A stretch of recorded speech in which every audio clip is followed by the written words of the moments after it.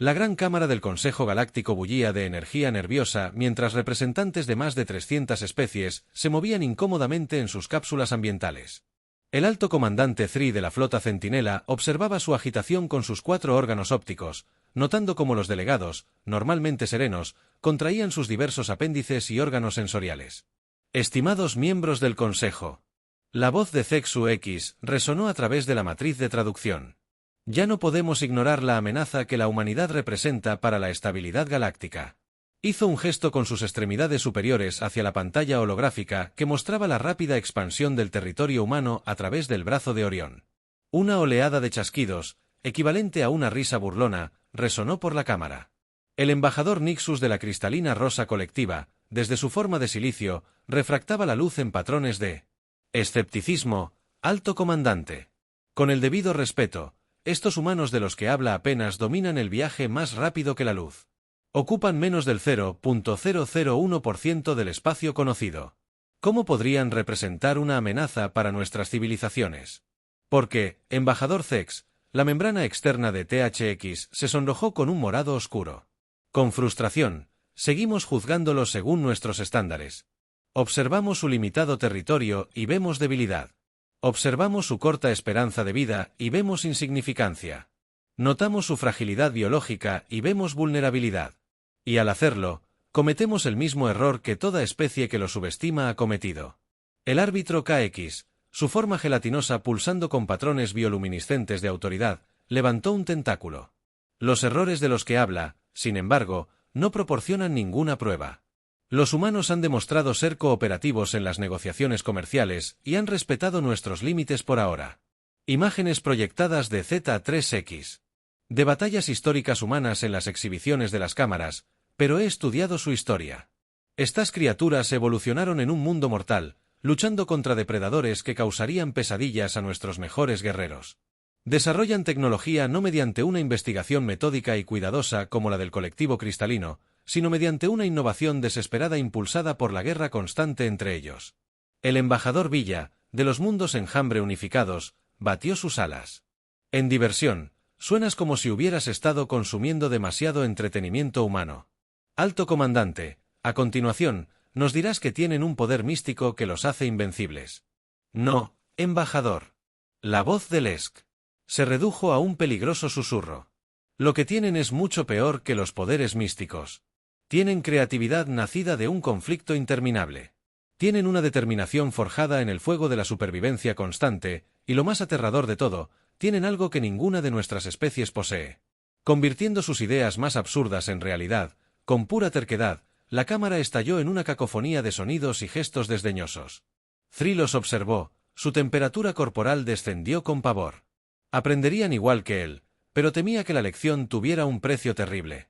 El día en que los humanos lograron viajar más rápido que la luz, comenzó como cualquier otro en la estación de investigación Próxima Centu. El Dr. Raj Patel acababa de terminar su tercera taza de café cuando el dispositivo de tunelización cuántica que habían estado probando durante los últimos 5 años hizo algo inesperado. Funcionó. La celebración resultante incluyó muchos gritos, saltos y un interno muy confundido que activó accidentalmente los protocolos de emergencia porque confundieron el éxito con un fracaso catastrófico. En cuestión de meses, la humanidad había pasado de ser soñadores terrestres a exploradores interestelares. Los diversos gobiernos terrestres en una exhibición sin precedentes. De cooperación, probablemente motivada por la comprensión de que era mejor que se mantuvieran unidos o se arriesgaran a convertirse en cósmicos. Nadie formó la Administración Espacial Unida de la Tierra. Todos esperaban que el primer contacto fuera un gran asunto dramático. En cambio, ocurrió porque una nave comercial humana se estrelló accidentalmente contra una nave de carga marciana al intentar estacionarse en paralelo cerca de un cinturón de asteroides. El incidente diplomático resultante se conoció como el pequeño accidente que cambió la historia. El capitán Miguel Chen, de la nave terrestre, ligeramente usada, emergió de su nave armado solo con un kit de reparación de emergencia y un paquete de 6 cervezas. Había estado contrabandeando al capitán marciano Kukuch, que se traduce aproximadamente como mañana prevista. Cuchillas afiladas emergieron listas para el combate en coma o la muerte. Lo que obtuvieron fue que Chen les ofreciera una cerveza y les preguntara: ¿cuánto me va a costar esto en seguros? El Consejo Galáctico se vio obligado a reconocer la presencia de la humanidad después de este incidente, principalmente porque el vídeo de Chen enseñando a toda la tripulación marciana a jugar beer pong se volvió viral en las redes de información de 17 especies diferentes. Los marcianos, anteriormente conocidos por su estoica cultura guerrera, desarrollaron repentinamente una floreciente industria de la cerveza artesanal. Las primeras reuniones diplomáticas oficiales. Igualmente caótico cuando se presentó ante el Comité de Intercambio Cultural del Consejo. La representante de la Tierra, la doctora Lise Williams, cometió lo que podría haber sido una falsa ley de poder al estornudar en medio del ritual sagrado de la armonía de los colectivos cristalinos. En lugar de causar un incidente interestelar, logró convencer a varias especies de que estornudar era una forma humana de mostrar profundo respeto. Este malentendido persistió durante años, lo que provocó que innumerables actos diplomáticos fueran interrumpidos por extraterrestres que intentaban estornudar como señal de respeto a sus homólogos humanos. La expansión territorial trajo sus propios desafíos únicos. Los humanos, con su característica falta de instinto de supervivencia, comenzaron a colonizar mundos que otras especies habían considerado inhabitables. El Imperio Drácnido observó con horror cómo los humanos establecían colonias prósperas en mundos que, consideradas trampas mortales, solo para descubrir que los humanos las habían convertido en destinos turísticos. Construían resorts de playa en un planeta con lluvia ácida. Un observador drácnido informó que llevaban algo llamado impermeables y vendían boletos para experimentar lo que llaman tratamientos de spa para climas extremos. Las relaciones comerciales se complicaron cuando los humanos introdujeron el concepto de auténtica comida terrestre en el mercado galáctico. Los mundos enjambre unificados se volvieron adictos a la salsa picante, lo que llevó a un mercado negro masivo de tabasco y sriracha. El colectivo cristalino no podía comer comida humana en absoluto, pero se convirtió en el mayor importador de bolas de discoteca de la galaxia, afirmando que los patrones de luz reflejada ayudaban a sus prácticas de meditación. Los malentendidos culturales alcanzaron su punto máximo durante el infame incidente del karaoke en el Foro de Intercambio Cultural Galáctico. Lo que se suponía que sería una presentación seria de la mejor música clásica de la Tierra se convirtió en un maratón de 8 horas de diplomáticos cada vez más ebrios intentando cantar Sweet Home Alabama. La mente colmena de Vector Prime quedó particularmente traumatizada cuando toda su conciencia colectiva se quedó con un tiburón bebé atrapado en su cabeza durante 3 ciclos estándar. Sin embargo, bajo estas desventuras aparentemente inofensivas, se gestaban tensiones. El Imperio Drácnido, en particular, observaba con creciente preocupación cómo los humanos expandían su territorio. Notaron la rapidez con la que las naves humanas se modificaban y mejoraban, la facilidad con la que los humanos adaptaban la tecnología alienígena a sus necesidades y cómo sus colonias parecen prosperar en los entornos más hostiles. No solo se están adaptando a la galaxia, sino que también haciendo que la galaxia se adaptara a ellos, pero el Consejo, divertido por el aparente éxito torpe de la humanidad y distraído por el rentable comercio del entretenimiento humano y la cocina, ignoró las señales de advertencia. No se dieron cuenta de cómo cada acción humana, aparentemente aleatoria, los había llevado a ganar más influencia, más aliados y más posiciones estratégicas en toda la galaxia. Pronto aprenderían que la mayor arma de la humanidad no era su tecnología ni su adaptabilidad, sino su capacidad de parecer inofensivos hasta el momento en que no lo eran. El Imperio Drácnido atacó la colonia de New Eden durante su Festival de la Cosecha. Sus naves de guerra descendieron por el cielo otoñal como buitres mecánicos. Sus armas apuntaban con precisión a centros civiles con frío cálculo. Esperaban una victoria fácil. Después de todo, esto era solo otro asentamiento agrícola humano, poblado por granjeros y sus familias. El comandante Drácnido. Victoria a través de la superioridad, un nombre que más tarde resultaría trágicamente irónico, transmitió sus demandas en todas las frecuencias. Su especie se expande demasiado rápido, se reproduce demasiado rápido, se adapta con demasiada libertad. Deben ser contenidos. Esta colonia servirá como ejemplo. En las próximas 6 horas, los drácnidos destruyeron sistemáticamente todo lo que pudieron. Los hilos de grano explotaron. Las viviendas se derrumbaron y las instalaciones médicas se quemaron. Fueron metódicos y no estaban preparados para lo que sucedió después. La primera señal de que algo andaba mal llegó cuando Victoria arrojó superioridad. Se dio cuenta de que los colonos no corrían presa del pánico, sino que estaban ejecutando una evacuación con precisión militar. Los niños fueron trasladados rápidamente a búnkeres subterráneos que no figuraban en ningún plan oficial. Los agricultores se subieron a las máquinas agrícolas que de repente revelaron sistemas de armas ocultos, pero los drácnidos tenían una fuerza abrumadora en sus. Para cuando terminaron su asalto, Nuevo Edén estaba en ruinas. 3.000 civiles murieron y muchos más resultaron heridos. La victoria por superioridad envió la grabación al Consejo Galáctico como advertencia sobre la expansión humana. La respuesta del Consejo fue, como era previsible, burocrática. Formaron un comité para investigar el incidente. Redactaron condenas enérgicas. Programaron sesiones de emergencia para discutir posibles sanciones, pero no intervinieron. Después de todo, esto era solo una disputa fronteriza entre un gran imperio y una especie recién llegada. Estas cosas sucedieron. Lo que el Consejo pasó por alto fue la respuesta de la humanidad. No hubo transmisiones histéricas, ni amenazas de represalia, ni súplicas desesperadas de ayuda. En cambio, en el espacio humano ocurrió algo mucho más aterrador. La organización en astilleros orbitales. Las naves civiles estaban siendo modernizadas silenciosamente con sistemas de grado militar. Las operaciones mineras se trasladaron repentinamente a la recolección de recursos estratégicos. Los canales de entretenimiento comenzaron a emitir documentales históricos sobre la guerra de guerrillas y los conflictos asimétricos. El embajador humano asistió a todas las sesiones de emergencia del Consejo, tomando notas discretamente cuando se le preguntó sobre la respuesta planificada de su especie. El embajador Chen simplemente sonrió y dijo: «Escribiremos una carta contundente propia. Quizás nos lleve algún tiempo encontrar las palabras adecuadas en las profundidades de los búnkeres seguros de la Tierra». Comandantes militares. Revisaron las imágenes de Nuevo Edén. No estaban viendo la destrucción, sino estudiando los movimientos de las naves Dryad, los sistemas de armas y los patrones tácticos. Cada fotograma fue analizado, cada estrategia diseccionada. Los Dryad cometieron 3 errores críticos en su ataque a Nuevo Edén. Primero, asumieron que una colonia agrícola no tendría búnkeres ni sistemas de defensa de grado militar. Segundo, creían que destruir objetivos civiles desmoralizaría a la humanidad. Tercero, y de forma más catastrófica, permitieron que los supervivientes escaparan para contar sus historias. En las semanas posteriores al ataque, el espacio humano se volvió extrañamente silencioso.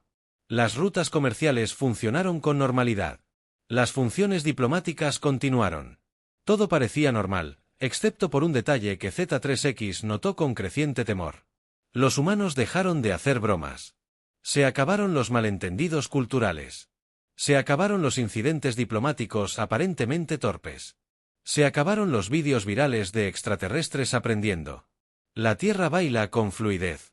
Operaciones eficientes e interacciones profesionales educadas. Cuando el alto comandante Zarria presentó esta observación al Consejo, fue despedido de nuevo.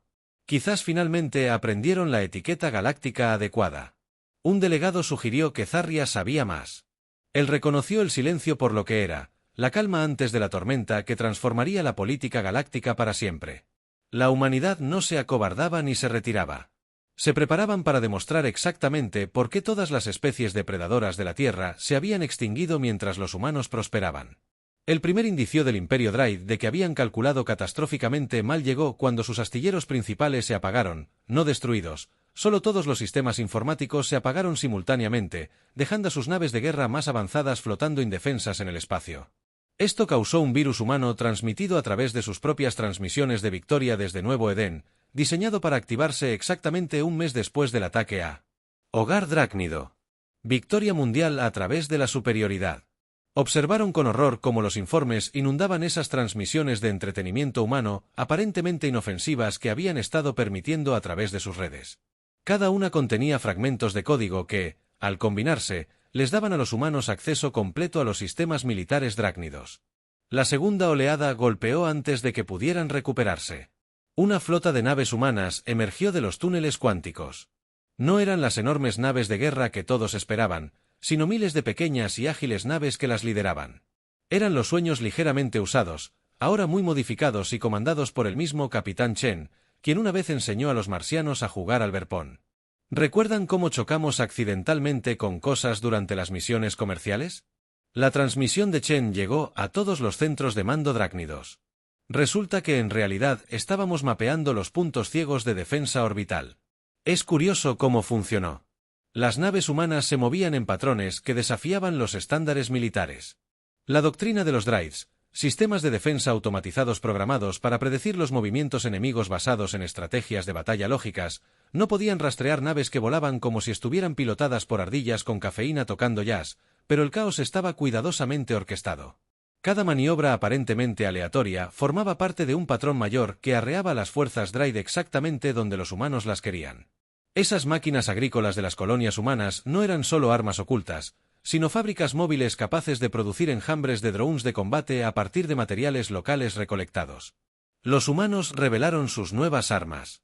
A continuación, los Dryad esperaban dispositivos nucleares, cañones de plasma o bombas de antimateria. En cambio, obtuvieron algo mucho más insidioso. Nubes de lo que parecía polvo ordinario resultaron ser millones de robots microscópicos, cada uno programado para buscar y desactivar componentes específicos de los Dryad. Tecnología que llamaron óxido inteligente, un arma que no destruyó a sus enemigos, sino que inutilizó su tecnología. Cuando los Dryad intentaron desplegar sus armas biológicas, descubrieron que los humanos ya habían preparado contramedidas que las agencias de turismo habían establecido. Preparando tratamientos de spa para climas extremos en mundos hostiles, en realidad estaban investigando cómo sobrevivir en cualquier entorno que los Dryad pudieran lanzarles. La batalla de Drachnid Prime demostró la verdadera filosofía militar de la humanidad. Mientras los Dryad posicionaban sus fuerzas en formaciones de manual, las naves humanas se dividieron en grupos más pequeños, cada uno actuando con aparente independencia, pero de alguna manera manteniendo una coordinación perfecta. Lo llamaron enjambre, una inteligencia modelada a partir de insectos terrestres. Un destructor Drachnid, orgullosa nave insignia de su tercera flota, se vio atacado por lo que parecía ser una nave de transporte desarmada. Mientras se preparaban para disparar, el transporte se partió como una flor mecánica que florecía, revelando que en realidad eran 5 naves más pequeñas conectadas antes de que el destructor pudiera ajustar su objetivo. Las naves más pequeñas ya se habían adherido a su casco como lapas mecánicas que lo atravesaban. La armadura con láseres mineros, reutilizada como armas en el sector Centu, una nave minera humana, demostró por qué era un error permitir que los humanos estudiaran tecnología alienígena. Se habían dado cuenta de que los escudos drácnidos operaban en frecuencias regulares y construyeron un dispositivo que se sincronizaba con estos patrones. Al activarse, convertía los escudos en aceleradores de partículas, lo que, en esencia, hacía que las defensas de los Dryad destrozaran sus naves. Los humanos lo llamaron física militarizada, tomando principios fundamentales del universo y convirtiéndolos en instrumentos de guerra. No solo pensaron de forma innovadora, sino que cuestionaron la existencia de la caja y la usaron como arma. Quizás lo más aterrador fue su guerra psicológica. Las naves humanas emitían frecuencias que replicaban los cantos de caza de la Tierra extinta. Los depredadores sintonizaban frecuencias que resonaban con los patrones neuronales de los Dryad. El efecto fue devastador durante millones de años. El instinto evolutivo les decía que algo peligroso los acechaba. Durante la batalla de la nebulosa carmesí, una sola corbeta humana demostró por qué dejar que la humanidad viera documentales de la guerra de la Tierra antigua fue un error táctico. La nave, con sus motores aparentemente desactivados, se desvió hacia el centro de un grupo de batalla drácnido. Los Dryad, siguiendo el protocolo estándar, se movieron para capturarlo. Fue entonces cuando el comandante de la corbeta activó lo que llamaron la Operación Caballo de Troya.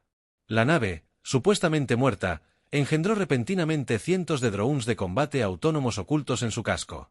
El golpe final del ingenio humano provino de su comprensión de la cultura drácnida.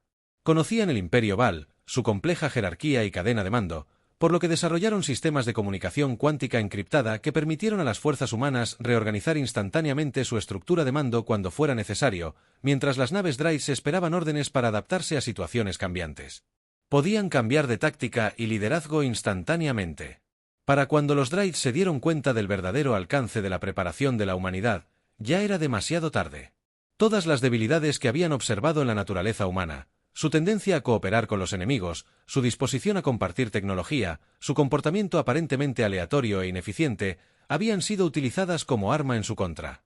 La victoria a través de la superioridad. Observaron desde su centro de mando cómo otra plataforma de defensa se apagaba, sus sistemas corrompidos por tecnología humana. Un oficial subalterno informó que las naves humanas estaban transmitiendo en todas las frecuencias, pero en lugar de demandas o amenazas, estaban reproduciendo algo llamado «Nunca te rendiré» una y otra vez.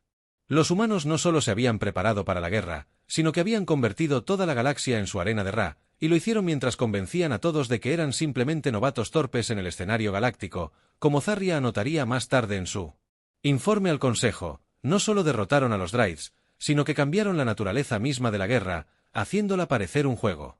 El Imperio Drácnido, enfrentado a derrotas sin precedentes en múltiples sistemas, recurrió a su plan de contingencia definitivo, la Operación Noche Eterna. Comenzaron a evacuar sus mundos centrales y a infiltrarse en sistemas solares enteros con desestabilizadores cuánticos. El plan era simple: si no podían derrotar a la humanidad, convencionalmente, crearían un agujero negro artificial que consumiría tanto sus territorios como la expansión humana. El alto mando del corredor transmitió su ultimátum a la Tierra: retiren sus fuerzas o destruiremos todo a 50 años luz de nuestras fronteras. Esperaban negociaciones, suplicando, quizás incluso rendirse. Lo que recibieron fue una respuesta que enfrió a su consejo de guerra hasta la médula. Mira esto en la próxima hora. Desestabilizador cuántico. Simultáneamente desactivado en sus pantallas, un virus informático humano mostró un mensaje simple: gracias por construir estos. Hemos realizado algunas mejoras. Los dispositivos habían sido comprometidos hace meses a través de las redes de envío comerciales que entregaron sus componentes. Fue entonces cuando la humanidad revelaron su verdadera capacidad militar. Esas estaciones de investigación civiles dispersas por el espacio neutral eran puntos de control cuánticos que creaban una vasta red que permitía a las fuerzas humanas aparecer instantáneamente en cualquier lugar. Los Drydes creían contener la expansión humana. En cambio, los humanos habían construido una infraestructura militar justo ante las narices de todos. La resistencia drácnida se derrumbaba sistema tras sistema, con cada derrota más espectacular que la anterior en el sector Próxima Cente. Un grupo de batalla humano, liderado por el almirante Yun, demostró por qué era un error permitir que los humanos estudiaran sus archivos culturales. Descifraron las frecuencias militares drácnidas y descubrieron que se basaban en sus himnos religiosos. Los humanos respondieron transmitiendo versiones modificadas de estos himnos, lo que causó una gran confusión en las formaciones Drydes, ya que sus sistemas automatizados recibían lo que creían eran órdenes sagradas contradictorias en la batalla de Nexus 6. Los Drydes desplegaron sus devastadoras armas destructoras de planetas, solo para observar con horror cómo los humanos activaban los sistemas de defensa IBE que habían sido enterrados bajo los asentamientos coloniales.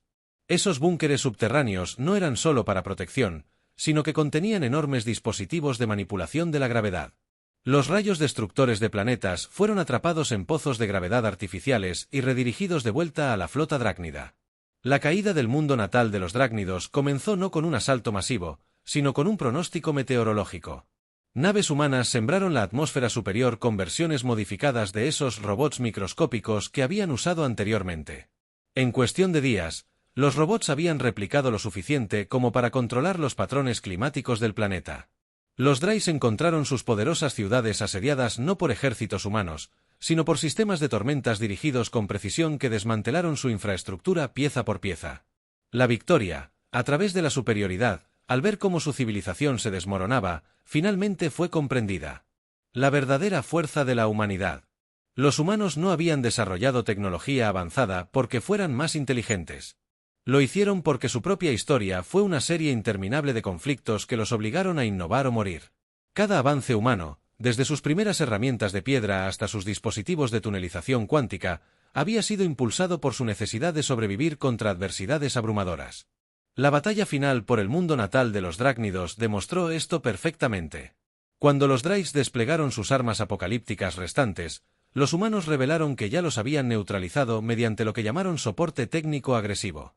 Habían estado actualizando en secreto los sistemas operativos de las armas con software humano durante meses, mientras las fuerzas humanas se acercaban a la capital. Victoria, a través de la superioridad, hizo su transmisión final al Consejo Galáctico. No perdimos contra sus armas ni sus tácticas. Perdimos porque creíamos. Estaban librando una guerra mientras la trataban como un rompecabezas por resolver. Convirtieron nuestra civilización en un arma contra nosotros, y lo hicieron haciéndonos creer que teníamos la ventaja. La ceremonia de rendición tuvo lugar en el mismo salón donde el Consejo de Guerra de Dryde había planeado el ataque a Nuevo Edén. El capitán Chen, ahora almirante de flota Chen, aceptó la rendición con la misma actitud despreocupada que mostró durante el incidente del primer contacto. Al firmar los documentos, sugirió que la próxima vez nos retaran a un torneo de beer pong. Después, Los analistas forenses descubrieron el verdadero alcance de la preparación humana. Cada acuerdo comercial, cada intercambio cultural, cada incidente diplomático, había sido parte de una estrategia mayor. Los humanos no solo habían estado planeando la guerra, sino que habían estado planificando sistemáticamente todas las formas posibles de ganar sin luchar en el combate real. Siendo su último recurso, el Imperio Drácnido, una vez la mayor potencia militar del espacio conocido, había sido derrotado no solo por armas humanas, sino por el ingenio humano. Su poderosa civilización había caído ante una especie que volvió sus propias fuerzas contra todos ellos, manteniendo una fachada de entusiasmo inofensivo por el intercambio cultural. La Gran Cámara del Consejo Galáctico guardó silencio mientras Cecria completaba su informe sobre la guerra drácnida entre humanos. El silencio no se debía a la conmoción, todos habían observado cómo se desarrollaban los acontecimientos. No, este era el silencio colectivo de las especies. Al darse cuenta de que habían estado viviendo junto a un gigante dormido que finalmente había abierto los ojos, los humanos Z3X concluyeron que no solo habían derrotado al Imperio Drácnido, sino que habían cambiado fundamentalmente nuestra forma de pensar sobre la seguridad galáctica. Mientras vigilábamos sus fronteras en busca de movimientos de flota, estaban construyendo una red invisible de influencia que abarcó toda nuestra civilización. El embajador Nixus del colectivo cristalino, que una vez se rió de las advertencias de Zexa 3X, ahora vibraba con frecuencias que indicaban una profunda preocupación. Volvieron nuestras propias redes contra los Drides. Nuestras rutas comerciales se convirtieron en sus líneas de suministro. Nuestros canales de comunicación se convirtieron en su red de inteligencia. Nuestro intercambio cultural. Los GES se convirtieron en su preparación para el campo de batalla. La nueva realidad diplomática emergió rápidamente. El Consejo, reconociendo la necesidad de adaptación, estableció la Iniciativa de Seguridad Galáctica con los humanos como asesores clave. Muchos esperaban que los humanos exigieran reparaciones, territorio o concesiones políticas. En cambio, propusieron algo más sutil: programas de intercambio de conocimiento. No queremos gobernar la galaxia, explicó el embajador Chen. Durante las conversaciones de reorganización, solo queremos asegurarnos de que todos comprendan ciertos conceptos básicos, como por qué atacar a la población civil es moralmente reprensible y tácticamente estúpido. Los humanos introdujeron nuevos protocolos de seguridad que rápidamente se convirtieron en estándares galácticos. Lo llamaron la doctrina de confiar pero verificar. Cada especie mantuvo su soberanía, pero todas las tecnologías militares estaban sujetas a inspecciones transparentes. Los humanos incluso compartieron sus innovaciones defensivas, aunque muchos sospechaban que eran versiones simplificadas de sus capacidades reales. El comercio floreció bajo el nuevo arreglos, pero con interesantes modificaciones. Las transmisiones de entretenimiento humano aún cruzan las redes galácticas, pero ahora todos las analizaban en busca de mensajes ocultos. Los errores diplomáticos humanos se estudiaban con intenso escrutinio. Cada peculiaridad cultural humana se convirtió en objeto de un serio estudio académico. Los marcianos, que aún operaban su exitosa industria de cerveza artesanal, establecieron la primera academia militar galáctica con instructores humanos. El plan de estudios incluía tácticas de combate tradicionales, pero se centraba principalmente en lo que los humanos llamaban pensar fuera de lo establecido, un concepto que causó considerable confusión en varias especies de mentalidad literal. El Imperio Drácnido, bajo su nuevo gobierno, se convirtió en un caso de éxito improbable de prácticas diplomáticas humanas. Sus mundos, reconstruidos con asistencia humana, se transformaron en centros de innovación tecnológica. Los antiguos astilleros militares ahora producían naves de exploración y mercantes. Los humanos incluso les ayudaron a rediseñar sus ciudades para que fueran más resistentes al clima. Control, evitando cuidadosamente mencionar quién podría intentar controlar el clima. La victoria a través de la superioridad. Actualmente, como profesor de estudios humanos en la academia, escribió extensamente sobre el enfoque único de su especie ante el conflicto. Los humanos no solo se preparan para la guerra. Un pasaje señala que se preparan para la paz de una manera que hace que la guerra sea desventajosa para sus oponentes. Construyen relaciones que hacen que el conflicto sea impensable, no a través de amenazas, sino a través del beneficio mutuo. Durante la celebración del centenario de la Iniciativa de Seguridad Galáctica, un anciano almirante Chen, ahora retirado y al frente de una cadena de pubs interestelares sorprendentemente exitosa, pronunció un discurso que finalmente explicó la estrategia de la humanidad. Todos creían que estábamos aprendiendo a adaptarnos a la civilización galáctica. En realidad, le estábamos enseñando a la civilización galáctica a adaptarse a nosotros. Cada cerveza compartida, cada acuerdo comercial firmado, cada malentendido cultural, todo contribuyó. Crea una galaxia donde la paz sea rentable y la guerra obsoleta. Las cámaras del Consejo ahora muestran una frase humana en todos los idiomas galácticos principales. La mejor victoria es aquella en la que no se disparan disparos. Debajo, en texto más pequeño, hay otra cita, pero si se disparan, asegúrate de no estar en el lado equivocado de la historia humana. Zarria, al concluir su último discurso antes de su jubilación, resumió el nuevo orden galáctico. Temíamos que los humanos nos conquistaran mediante la fuerza. En cambio, nos conquistaron mediante la amistad, el comercio y el intercambio cultural. Y de alguna manera eso es mucho más aterrador porque nunca lo vimos venir hasta que ya formamos parte de su civilización.